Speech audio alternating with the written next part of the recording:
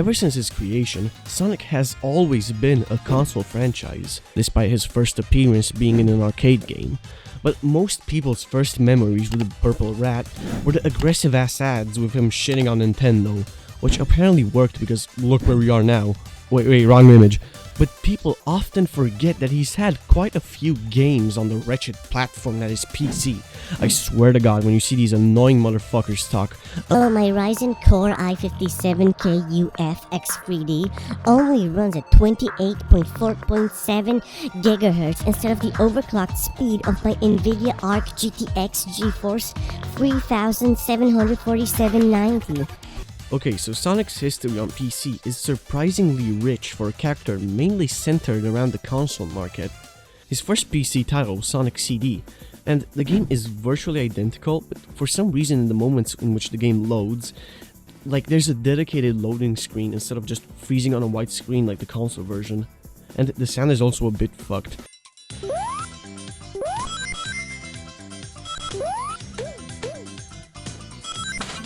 No idea why, but usually these older ports have sound issues, which we'll get into later.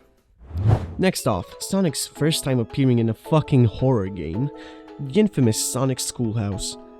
There's not much I can say about it. It's your average education game, do maths, form words, the whole 9 yards.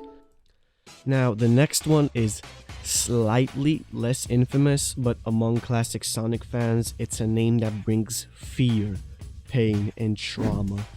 The Sonic & Knuckles collection for PC. This game is damn near identical to the combo of Sonic 3 and Sonic & Knuckles on consoles, but instead of pre-recording the OST or emulating it, it uses MIDI renditions of the game's songs and plays them via Windows included instrument library, which ends up sounding like this.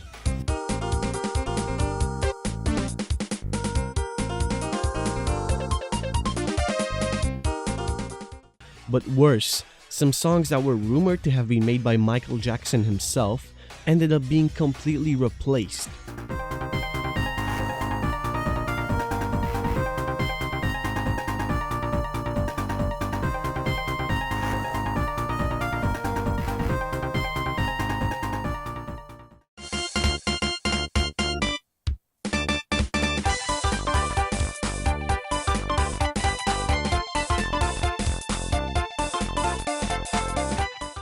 Though, stuff did get better next year.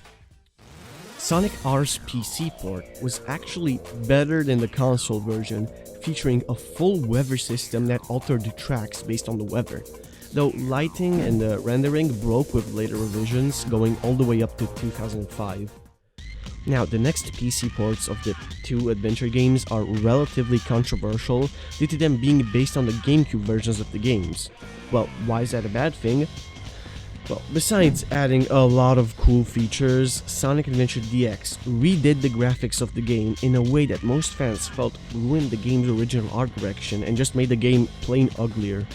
While Sonic Adventure 2 Battle absolutely destroyed the game's grinding mechanics due to the analog input being plainly fucked.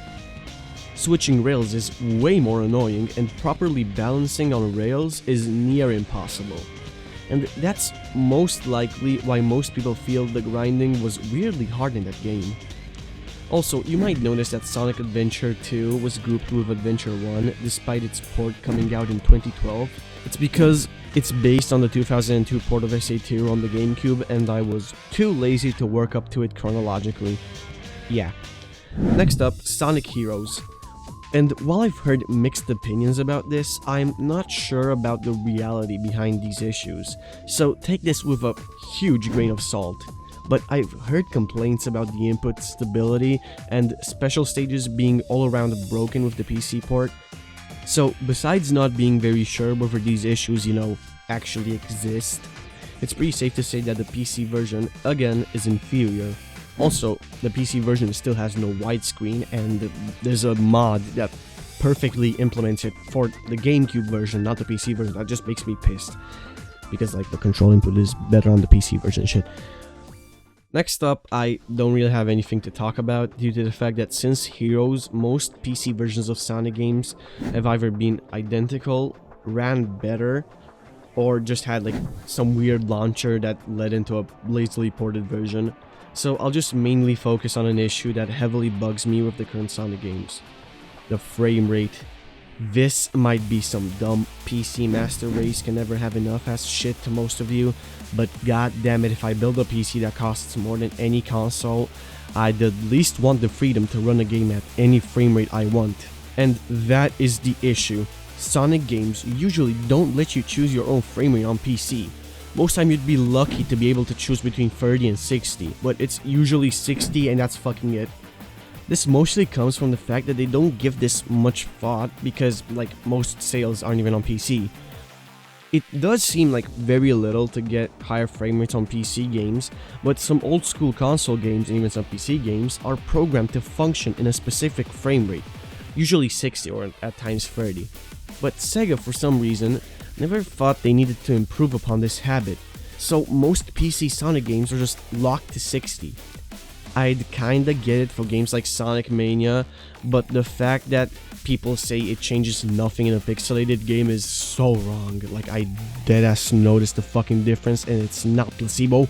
I swear to god, if my PC changes refresh rate, I can tell. Do not challenge me on this shit. But, okay, back on topic, games like Frontiers shouldn't have any issues running in 120 FPS. Well, yeah, shit hardly breaks when you force it with mods, but it's still weird that they never included it. But that's not even the fucking issue at this point. Like, mods are readily available, it's not that bad. But the Sonic Generations port in Sonic X Shadow Generations is horrid, for mainly one reason in my opinion. They might have lost the game's source code, I've heard, so their two options are repackaging the OG game with as much control as modders have, or redo it completely like they did with Colors, and they obviously chose the former, meaning that the game, originally being released in 2011, still cannot run properly above 80 FPS, which is a weird number, and it's not 60, but it's the point where the engine stops supporting it. Like, physics and control start to break. That's like the best way I can explain it. Shadow Generations does let you run the game in 120 FPS, which is a literal godsend, but I still think Sega should do better. Now, for some reason, Sonic fucking Forces had an unlocked frame rate. Sega, why? Please tell me why. But in conclusion, Sonic has had a rocky history of PC games, and I'm glad shit is getting sorted. So, yeah, it's just, in general, only gonna go up from here. If you enjoyed this video, please make sure to like and subscribe, and I'll see you in the next one, I hope. Please.